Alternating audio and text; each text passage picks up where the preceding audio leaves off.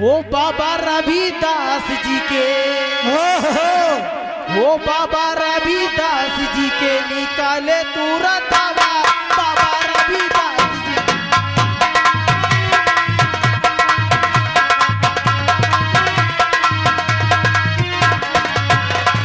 निकाले तुरंत हवा हो निकाले तुरंत हवा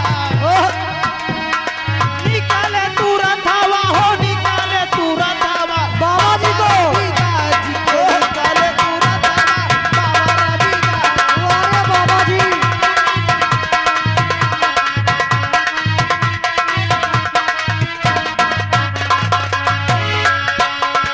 निकाले तुरंत हवा हो निकाले तुरंत हवा निकाले तुरंत हवा हो निकाले तुरंत हवा बाबा रविदास जी के निकाले तुरंत हवा बाबा रविदास जी के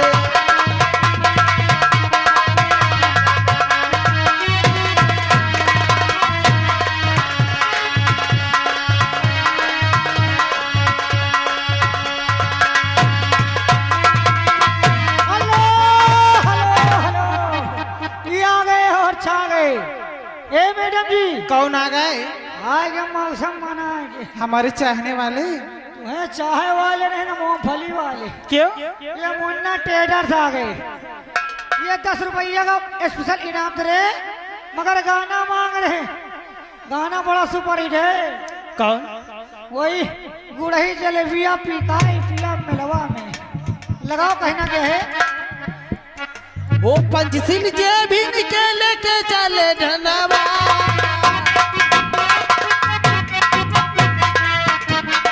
पंचशील जे भी निकले के चले धनवा बाबा रविदास जी के भाई बजना मावा बाबा रविदास जी के भाई बजना मावा।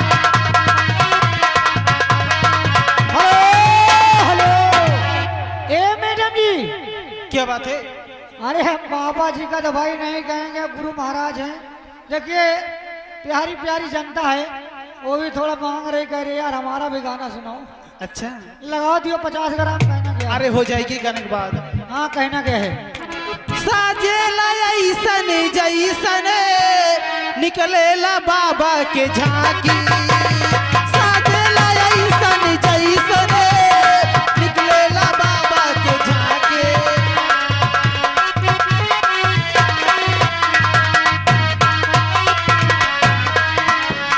साजेला ऐसन जैसन निकलेला बाबा के झांकी नाचेला ऐसन जैसन नाचेला जैसे बराते।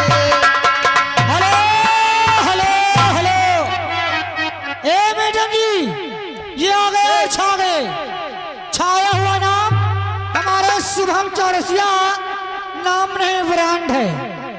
ये हमारे 10 रुपया का पुरस्कार दे रहे और गाना मांग रहे। गाना वही है दोबारा ढूंढी चटने में। ओ बतिया नतिया पटना बा देवरा ढोरी चटना बा देवरा ढोरी चटना बा बतिया नतिया पटना बा देवरा ढोरी चटना बा देवरा ढोरी चले। गाना चल रहा ये का फरमाइश न समझो ये का फरमाइश न समझो ये का गया जी के प्रसाद समझो। मिली सब कम चाहे टाइम टाइम मिले। ए वो देखिए आगे ए मैडम जी क्या बात है? ये आगे संजय नई बस्ती।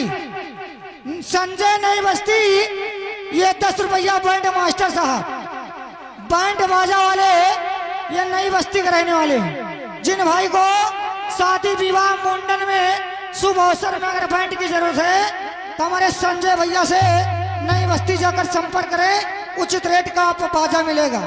10 रुपया का पुरस्कार पार्टी। धन्यवाद। हेलो यहाँ गए राज किशोर मिस्त्री यो पूरे चाल घर का पैसा सब खत्म कर दिया। अच्छा खत्म हो गए? हाँ मिस्त्री यही सिरमिट कहाँ ज्यादा मिला दिए कहाँ ईंटें फेल हुई। इनके कर कमलों द्वारा 10 रुपए का इनाम आ रहा है। गाने की फरमाइश है दिल लेके जा रहे हो, कैसे जिएंगे हम? वो दिल्ली ले के जा रहे हो कैसे जिएंगे हम? दिल्ली ले के जा रहे हो कैसे जिएंगे हम? हेलो हेलो, यहाँ गए हमारे बड़े भाई, तुम्हारे चाहने वाले मैडम वो बैठे हुए हैं। अच्छा। सामने देखो। हाँ इनका कहना है कि कुछ नहीं देखा चाहते, खाली नागिन तुम्हारे देख। अच्छा, नागिन लेकिन मैडम जी गाना लगाओ, वही दोबारा ठूरी चटने पर डीजे पर लगाओ, कहना गया है। हेलो, वो उड़ जा काले कावा मेरे, तू मुख खंड पावा, ले जा तू संदेशा मेरा, मैं सज दे जावा। ओ बागों में सब झूले पर गए, पक गए मीठे अमिया, एक छोटी सी जिंदगी में रात को आवे लमिया, तू घर आजा परदेसी, कि तेरी मेरी की जिंदड़ी, तू घर आजा परदेसी, कि तेरी मेरी की जिंदड़ी।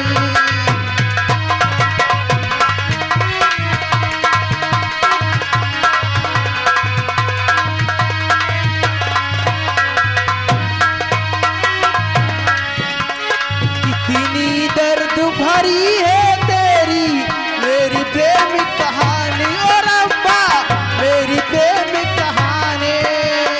हेलो हेलो हेलो, ए मैडम जी, क्या बात है? ये देखिए आ गए हमारे राजकिशोर मिस्त्री जी। हाँ, राजकिशोर मिस्त्री जी 10 रुपया अभी तने दिए थे पुरस्कार, मगर गाना की फरमाइश है, वही मंगली ले माई मंगली। ओ मुंगाली हे माई मुंगली, मुंगाली हे माई मुंगली। हेलो हेलो, यहाँ गए हमारे बड़े भाई राजू ठेकेदार, जो फतेहपुर जिले से आए हुए हैं।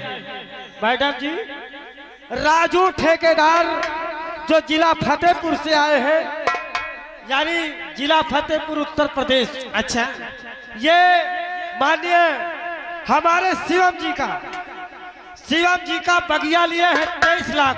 अच्छा, हमारे ख्याल से 2-4 महीना में कटाई चली तो खाली का होगा, छटाई न हो। अच्छा, फतेहपुर के ठेकेदार है, रायबरेली वाले नमस्ते हम नहीं। ये लिए तुम अपन पैसा ताने रहो, छुट्टी मिली तो भाई नहीं तो है। हेलो, ये फतेहपुर के ठेकेदार की ओर से 50 रुपए का शानदार इनाम आ रहा है। भाई साहब का कहना है कि गाना जो है ठेकेदार वाला सुनाओ, ताकि ठेकेदार का दिल मस्त हो जाए। धन्यवाद। ओ कितनी दर्द भरी है तेरी मेरी प्रेम कहानी, और अब्बा मेरी प्रेम कहानी, सात समुंदर कितना अपना आंखों में है पानी, और अब्बा आंखों में है पानी। हेलो हेलो हेलो, पैसा वाली बात तो पैसा लियो, पैसा वाली बात है तो पैसा लियो।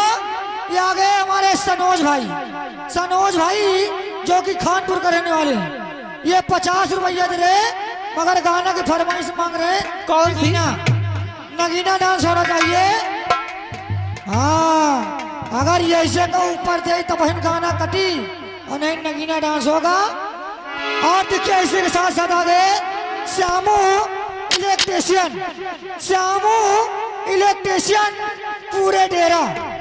मोबाइल नंबर 91 61 74 19 62 मोबाइल नंबर है। किसी भाई को